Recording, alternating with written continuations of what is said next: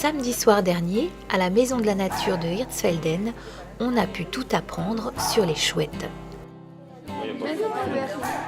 En effet, de nombreux visiteurs ont été présents à cet événement national qu'est la 12e nuit de la chouette.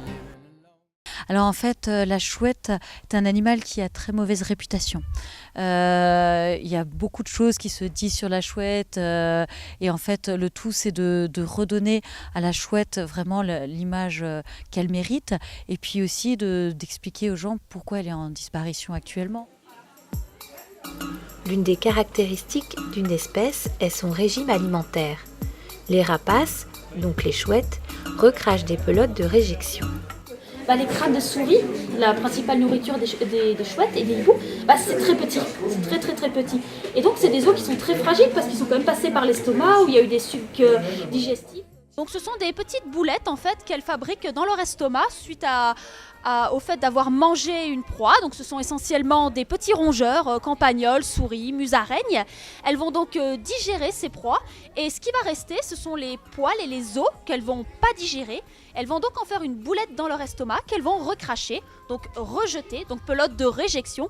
Et c'est ces boulettes en fait que le public analyse ce soir, déjà pour voir quelles sont les proies que les chouettes de notre région ont consommées.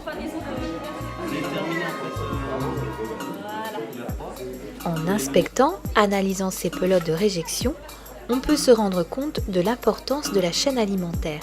Si on empoisonne les petits rongeurs, tout simplement on fait également disparaître leurs prédateurs naturels qui se nourrissent donc de ces petits animaux.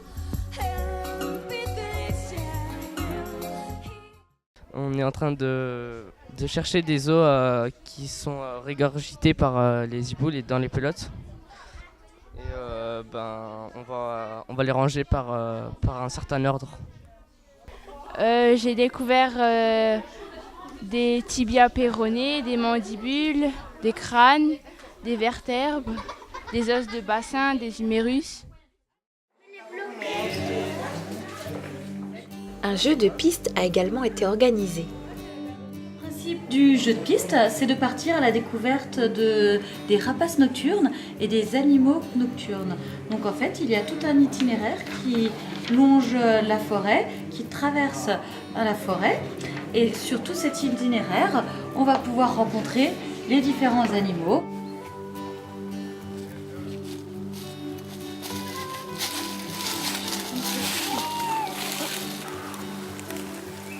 Est-ce qu'elle est sur celle-là? Non. Tu crois pas? Est-ce que tu crois qu'elle est plutôt sur celle-là?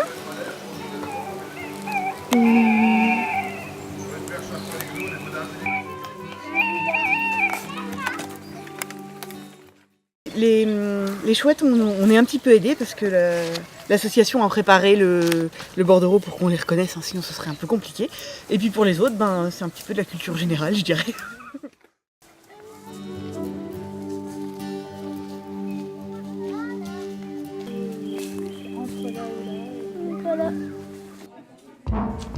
Isabelle Doblek, Marc Solari et Jean-Marc Kuentz ont partagé leur savoir sur la chouette chevêche lors d'une conférence. On peut même parler d'amour lorsqu'il s'agit de parler de la chouette chevêche. Parce que c'est sa petite bouille ronde et ses grands yeux, là. Donc une fois qu'on les a vus, on a envie de lui donner un coup de main. On a notamment pu apprendre lors de cette conférence l'importance de la chouette chevêche dans notre écosystème. Les vergers sont indispensables pour la chevêche et la chevêche est très utile pour le verger puisqu'elle consomme énormément d'insectes nuisibles, en plus un certain nombre de rongeurs qui posent des problèmes aux arbres fruitiers. Un film réalisé par Isabelle Doblek a été projeté. La chouette chevêche se fait malheureusement de plus en plus rare et ceci pour de multiples raisons. Elle est quand même en nette diminution. Et en fait, c'est surtout parce que les vergers sont de plus en plus réduits à cause de l'urbanisation d'une part. Et dès qu'on remplace des arbres dans un verger, en général, on prend des basses tiges. Et là, il n'y a plus de cavité possible, alors que justement, la petite chouette vit principalement dans des cavités.